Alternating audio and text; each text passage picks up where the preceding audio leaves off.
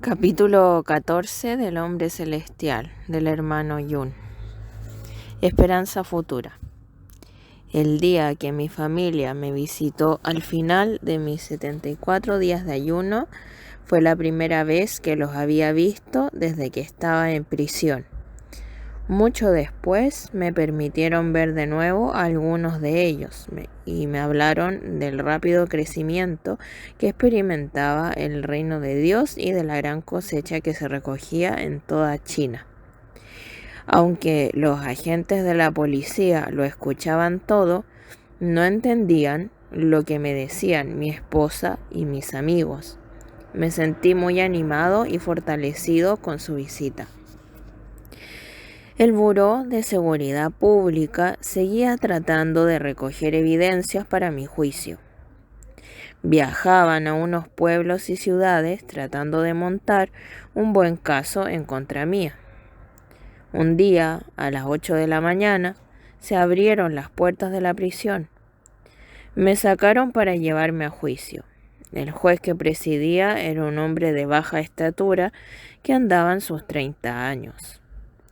Tenía unos ojos oscuros llenos de menosprecio y disgusto. Le asistía un hombre alto de unos 50 años. Tenía el cabello blanco y parecía sabio y entendido. Su cara daba la impresión de amabilidad, pero en realidad era un hombre astuto y engañoso. Me dijo: Yun, nuestro gobierno ha sido muy generoso contigo. A causa de tu condición física, te dimos unos meses para que te recuperaras y descansaras. Ahora estás más fuerte y has tenido mucho tiempo para pensar en lo que tienes que decirnos. Esta es tu oportunidad. Te conviene agachar la cabeza y reconocer tus delitos. El juez empezó a hacerme preguntas. ¿En cuántos condados estuviste y en cuántas ocasiones? ¿Cuáles son los nombres de las personas que visitaste? ¿Quiénes son tus líderes? ¿Qué clase de propaganda en contra del gobierno distribuiste? ¿Qué palabras usaste para agitar a las personas en contra de la política religiosa del gobierno? ¿Enseñaste en contra de la Iglesia Patriótica de las 3 autonomías, diciendo a tus seguidores que la evitaran porque era una ramera? Mi respuesta a todas las preguntas fue: no sé de qué me está hablando. El juez golpeó furiosamente con el puño su mesa en el estrado. Me gritó: veamos cómo te defiendes. Camarada, traiga la grabadora. Trajeron una grabadora y la colocaron en el banquillo. Se apretó el botón de tocar y de inmediato comenzó a hacer público un mensaje que prediqué hace unos años. El sonido de los creyentes llorando se podía escuchar en el trasfondo. Se escuchó que decía: hermanos, no se dejen engañar por la ramera. Permanezcan fieles a Jesús. Sean como Finés, que tomó una lanza en su mano y honró el nombre del Señor. Véase Números 25 del 6 al 18. Sean fieles y no traiciones al Señor como Judas. Acepten el reto y estén dispuestos a morir por Cristo. Proclamen la verdad. Escuché en la cinta a algunos hermanos que oraban. También escuché las voces de los hermanos Tzu, Jin y Yu. Me animó mucho escuchar de nuevo sus voces y oír a mis hermanos orar.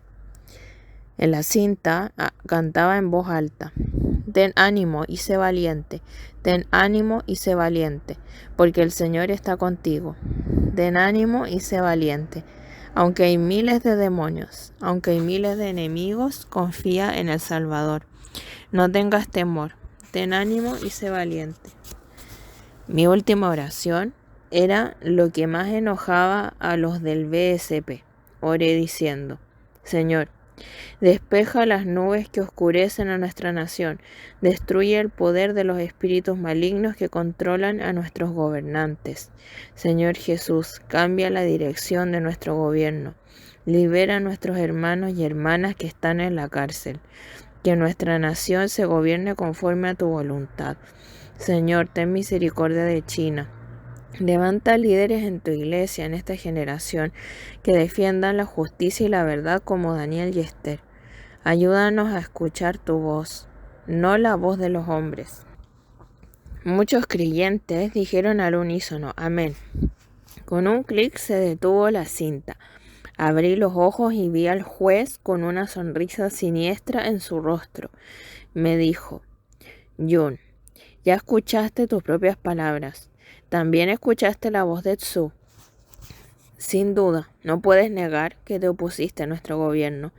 Dijiste que los líderes de nuestro gobierno son demonios y que la Iglesia Patriótica de las Tres Autonomías es una ramera. Te pillamos con las manos en la masa. Ahora dime la verdad. Aparte de Tsu y de ti, ¿quiénes son las otras dos personas que aparecen orando en la grabación?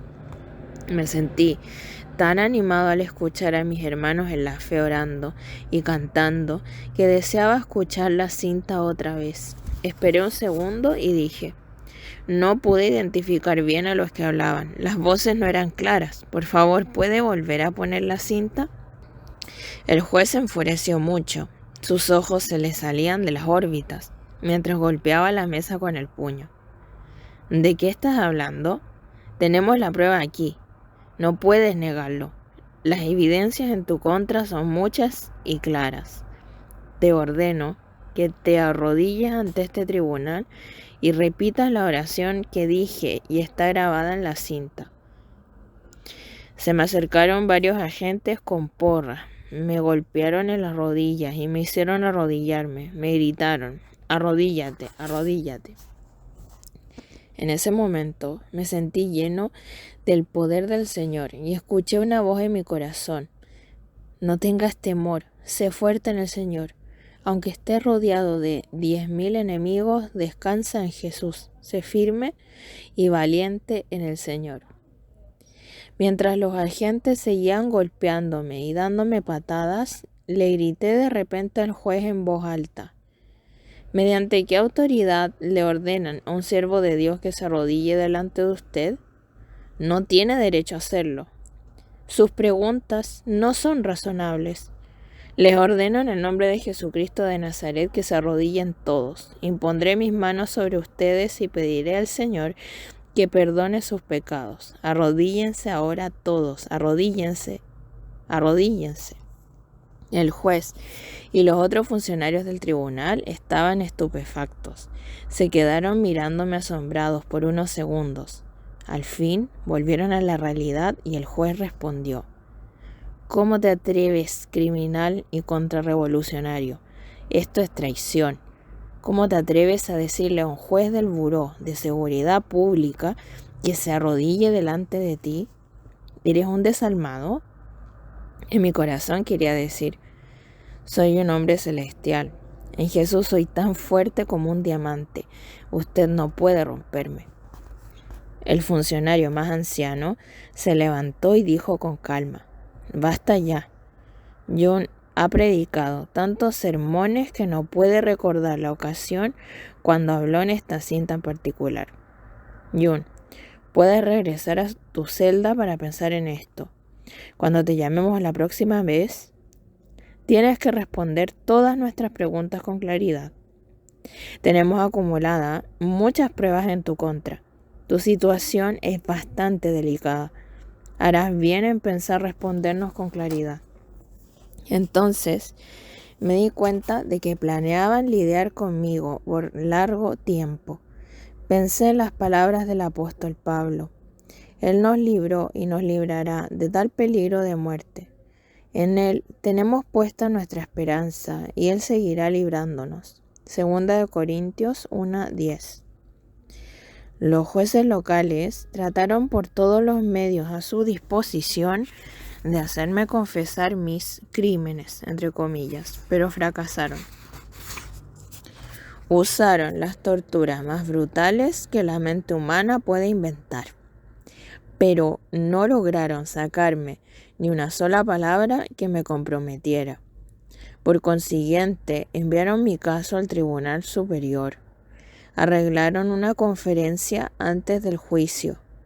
Cuando entré en la sala, descubrí que uno de los jueces era uno de mis primos. El Señor me mostró que esta era una trampa del diablo. Mi primo dijo: tenemos muchas pruebas en tu contra. Está claro que te opusiste e insultaste a nuestro gobierno. Declaraste que nuestras acciones están rodeadas de misterio y controladas por demonios. No solo atacaste nuestra política religiosa, sino que también escribiste muchos materiales instigando a los creyentes en contra de la Iglesia apoyada por el gobierno y de nuestra nación. Las pruebas que tenemos en nuestro poder son suficientes para condenarte a cadena perpetua o a pena de muerte. Dime, ¿estos materiales te pertenecen, sí o no? Hoy te damos una oportunidad para expiar por tus delitos.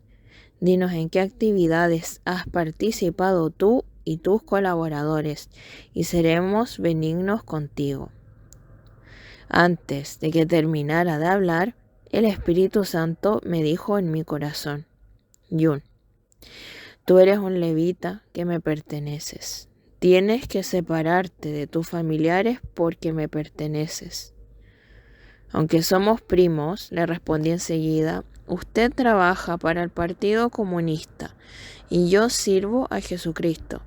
Insisto en practicar mis creencias. Lo que ha dicho sobre mí es cierto, pero no sé nada acerca de las actividades de otras personas. Mi primo no sabía cómo responderme y guardó silencio por un momento. Luego dijo: Yun, acepta mi consejo o te pesará no hacerlo. En tu juicio no podrás comportarte de esta manera ante el juez que dictará sentencia. Tienes que cambiar de actitud o te verás metido en problemas aún mayores. Me llevaron de nuevo a mi celda. Pasado un tiempo se celebró mi juicio ante el Tribunal Supremo Popular. Me esposaron y me llevaron en una motocicleta vigilado por guardias armados. Mis compañeros de celda se quedaron orando. Sentía gran gozo en mi corazón. Era la primera vez que estaba en una sala de juicio tan espaciosa. A la cabecera de la sala había un estrado elevado con muchas sillas vacías. No sabía con exactitud dónde me tenía que sentar, así que me senté en una de las sillas. Cuando entró el juez, me dijo con enojo: ¿Cómo te atreves, criminal loco? ¿Cómo te atreves a sentarte en la silla del juez?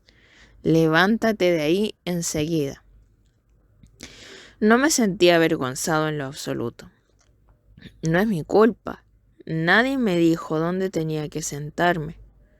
Sabía en mi corazón que un día me sentaría en un trono junto al Señor para juzgar a las naciones e incluso juzgar a los ángeles. Empezó el juicio. Me comunicaron que el juez superior y todos los más altos funcionarios provinciales estaban presentes para mi juicio. Ellos se sentaron en las sillas preparadas en el estrado. Otros 40 o 50 invitados oficiales se sentaron en la sala.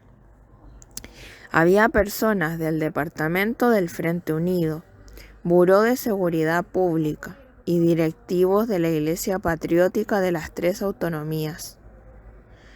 Todas las pruebas que tenían en mi contra, Biblias, libros espirituales, cintas y mis cuadernos de notas, los pusieron sobre una gran mesa. También estaban allí una carta personal del hermano Tzu dirigida a mí, nombrándome líder del ministerio en el sur de la provincia de Henan y en toda la provincia de Hubei. Yun, ¿todas estas cosas sucias son de tu propiedad?, me preguntó el juez. Estas no son cosas sucias, le contesté puesto de pie. Todas son cosas santas, santificadas por el Dios Todopoderoso. Diga lo que diga, ¿qué es eso? Son de tu propiedad. ¿no es cierto?, me preguntó el juez, sin entender el sentido de mis palabras. Déjeme examinar algunos de estos materiales para estar seguro, le contesté sin sentir ningún tipo de temor. Uno de los guardias me entregó mi Biblia. La abrí y miré la cara interior de la cubierta. Allí había unas palabras que el hermano Su escribió. Dichosos los que tienen hambre y sed de justicia, porque serán saciados. Mateo 5:6. El hermano Su había firmado y fechado la página cuando me dedicó esa Biblia. También aparecían allí mi nombre y firma. Sí, esta es mi Biblia de estudio, le dije al juez. Entonces me entregaron el libro de lecturas devocionales diarias, titulado Manantiales en el desierto, para que lo examinara. Cuando lo vi, fue como ver a un viejo amigo después de una larga ausencia. Lo sostuve en mi mano cerca de mi corazón. Lo abrí y encontré que el pasaje bíblico para ese día era Juan 19:11. No tendrías ningún poder sobre mí si no se te hubiera dado de arriba, le contestó Jesús. Por eso el que me puso en tus manos es culpable de un pecado más grande. Me di cuenta que esa era la promesa de Dios para ese mismo momento. Sabía que debía someterme a la voluntad de Dios y estar dispuesto a ir por el camino que Él había determinado para mí. Sin temor, señalé todo lo que había sobre la mesa y declaré: Señor juez, no necesito ver más de estas cosas. Reconozco que todas son mías. A todos les agradó mi buena actitud. Voy a poner una cinta grabada, dijo el juez. Escuché con atención. Después de escuchar unos minutos, dije: la voz que se escucha en la cinta es la mía. El juez entonces me presionó para que diera información sobre mis colaboradores y líderes. Contesté de la manera más respetuosa posible. Su señoría, no sé nada acerca de estas otras personas. Antes de que el tribunal tomara un descanso de 30 minutos, me comunicaron que anunciarían la sentencia cuando regresaran. Los del BSP me habían dicho que recibiría una sentencia de cadena perpetua o de pena capital. En lo particular, creía que recibiría un mínimo de 8 años de prisión debido a que mis colaboradores ya habían recibido sentencias de 5 a 8 años. Los jueces y demás funcionarios entraron de nuevo arrastrando los pies y ocuparon sus asientos. Me quedé asombrado cuando el juez anunció: Jun, le encontramos culpable de las acusaciones presentadas. Le condenamos a 4 años de prisión en un campo de trabajo forzados. Solo 4 años. No podía creerlo. Estaba lleno de gozo porque Dios me daba esperanza para mi futuro ministerio por toda China. El Señor todavía tenía trabajo para mí. Anhelaba ver a mi esposa y jugar con mi precioso y pequeño hijo. Ahora tenía esperanza para el futuro. Un día podría orar de nuevo con mis hermanos y hermanas en la iglesia. Ahora podía permitirme el lujo de empezar a soñar de nuevo. No tendría que pasar el resto de mi vida dentro de una celda de una prisión. Mientras me llevaban de vuelta a la prisión, sentí que me inundaba un gran gozo y gratitud por la misericordia del Señor. Cuando les di las noticias a mis hermanos en la celda, elevaron sus manos y adoraron a Dios. Unos días después de mi sentencia, en octubre de 1984, en una fría mañana antes del amanecer, me trasladaron de la prisión de Nanyang al campo de trabajos forzados de la prisión de Xinjiang, donde habían determinado que cumpliría el resto de mi sentencia. De Link. Los 4 años de Yun en la prisión fue el tiempo más lleno de estrés que experimentaría jamás. Recibí alivio del Señor a través de la oración. Algunos hermanos y hermanas también me ayudaron a superar algo de la presión. En esos días se deterioró mi relación con el Señor. Antes del nacimiento de Isaac, había caminado en íntima comunión con Él. Cada día leía la palabra de Dios, adoraba a Jesús y me encontraba llena de gozo. Sin embargo, después del nacimiento de Isaac, pasé por un tiempo de oscuridad y mi fe se debilitó. Muchas veces me sentía agotada y me costaba mucho pasar por la lucha diaria.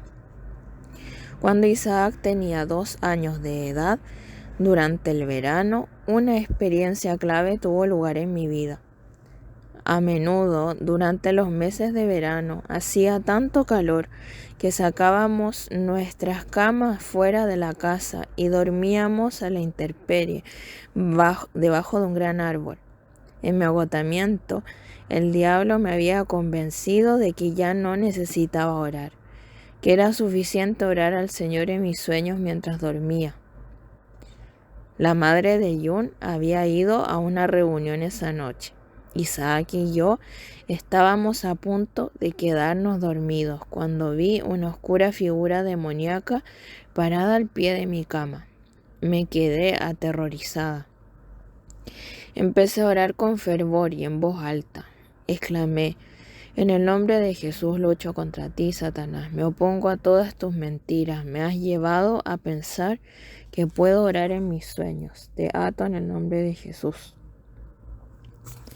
Sentí que una presencia demoníaca pasaba rozándome cuando oré con esas palabras. Mi cinturón de piel que colgaba del pie de la cama llevaba una campanilla que empezó a sonar sola.